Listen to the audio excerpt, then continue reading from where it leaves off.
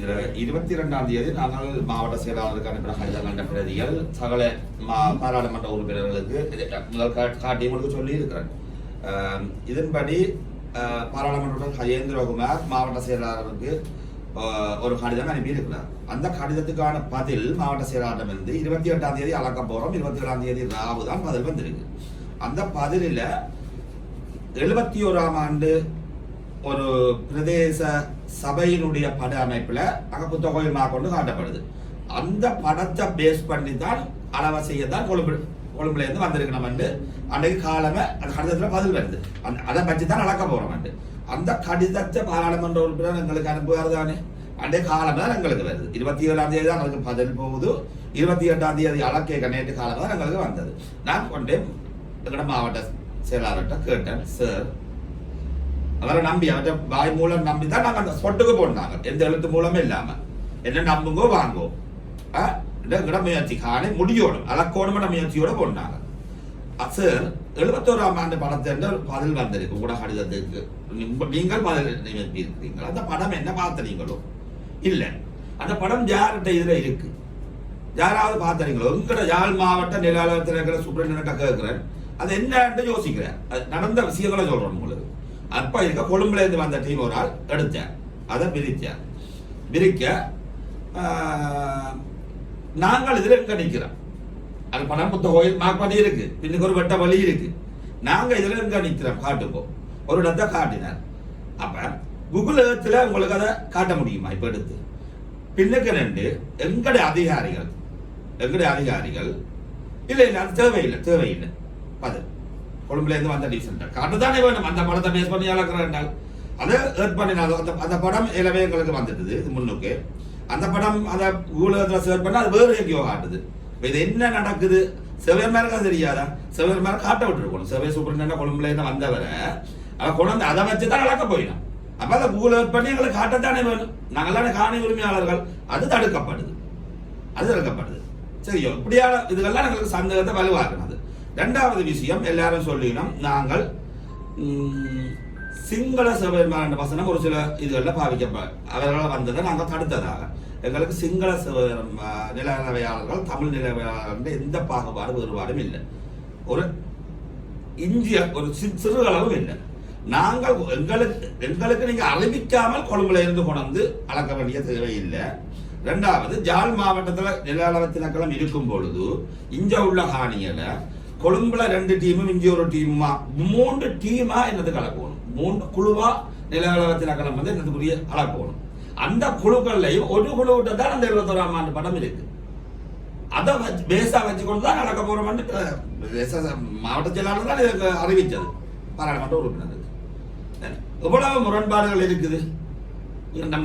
வலுவா ஜோதிச்சு பாருங்க, எவ்வளவு முரண்பாடுகள். நாங்கள் எக்காரணம் கொண்டு கொழும்புல இருந்து வந்தவே நாங்கள் எதிர்க்கையில் அளக்கலாம் எங்களுக்கு எழுத்து மூலம் தாங்க. நாங்கள் அந்த கேள்வியை கேட்டாங்க, எதற்காக மாவட்டத்தில் நிலத்தினக்களம் இருக்கும் பொழுது எதற்காக நீங்கள் கொழும்புல இருந்து 2 குழு வர வேணும்? அதை மேற்பார்வை செய்ய 2 பேர் என்றது வேற விஷயம். எங்களுக்கு அறிவித்தல் செய்தது அப்படி. ஆனால் அங்கே அளக்கிறதுக்கு 2 குழு வந்துருக்கு. அப்ப அந்த அளக்கிறதுக்கு அந்த கேள்வியை தான் கேட்டாங்க. எங்களுக்கு நாங்கள் எந்த எதிர்ப்பும் தெரிவிக்கல. ஒரு வசனம் நாங்கள் சொன்னாங்க, அப்படியாக இருந்தால் அதை அப்படிதான் அளக்கணும் என்றால் யாழ் மாவட்டத்தில் மாவட்ட நில அளவு திணைக்களமும் அதுக்கு ஒரு சூப்பரண்டும் தேவையில்லை தான். இங்க உள்ள காணி அளக்கிறதுக்கு எங்கேயோ இது மனிதாபிமானம் உள்ள இதெண்டா அளக்கவே கூடாது. எவ்வாறு அதிக பாதுகாப்பு வலயங்கள் 2 வரை மாவட்ட செயலாளருக்கு கையளிக்கப்பட்டு திறந்து விட்டாங்களோ மக்கள் தனியார் அளவு தான் அளந்தது. அதே போலதான் இதுவும் நீதி நியாயம் என்று விட போகணும். இதுக்கு நடுவில் ஒரு நில அபகரிப்பாளர் ஒரு எங்கட நிலத்தை திருடி வச்சிருக்கிற ஒருத்தர் இருக்கிறதுக்கு இவ்வளவு ஏற்பாடு 2 குடும்பம் எல்லாம் வேற எங்களுக்கு வலுவான சந்தேகங்கள் இருந்தாங்க. நாங்கள் அதுக்கும் எழுத்து மூலம் கேட்டதுக்கு தெரியல. ரெண்டாவதாக, இத்தனை காலம் இந்த முதல் வழக்கு போட்டிருக்க வேண்டியவர் அனுமதியற்ற கட்டடத்துக்கு பிரதேச சபை தலைவர், பிரதேச சபையாளர். அன்றிலிருந்து 2 பேரும் பல தடவை வழக்கு போட்டதாக பிரதேச தலைவர் தொடர் சுகிதன் பல தடவை எனக்கு நேரடியாக சொல்லி இருக்கிறார்.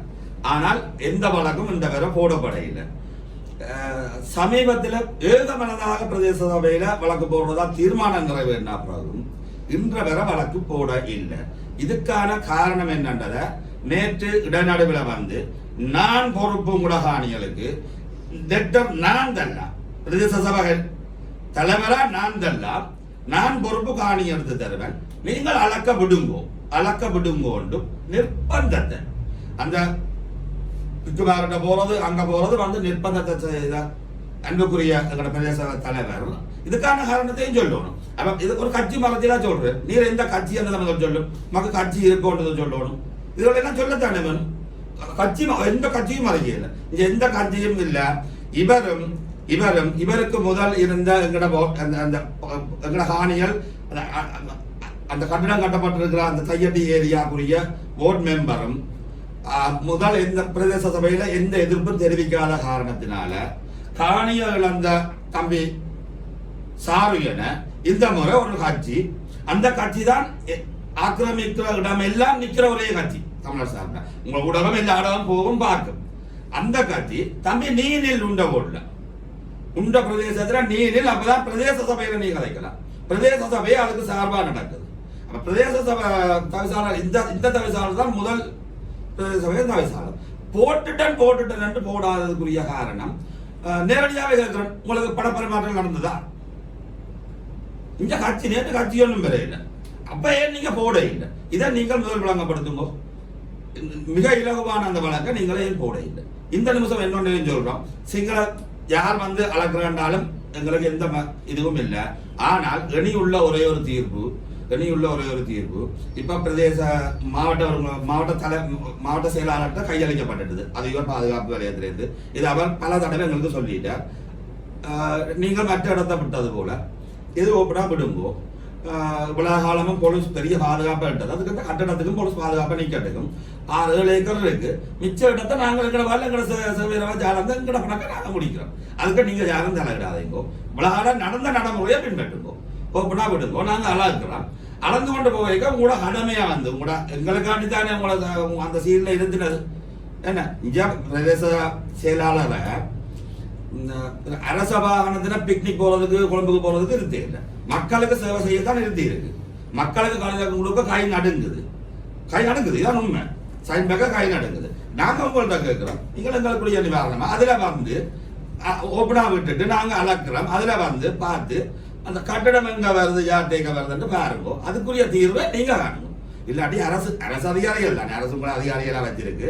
அரசாங்கம் அதுக்குரிய தீர்வை காணணும். என்னன்னா மக்களுக்கு இன வேற்றுமை இல்லை, மத வேற்றுமை இல்லை சொல்லி வந்த அரசாங்கம் இதுவரை அதை பின்பற்றினால் அதன் மூலம் இந்த தீர்வை கண்டு எங்கட இடத்தை விடுவிக்கணும் என்ற கோரிக்கை வைக்கிறோம்.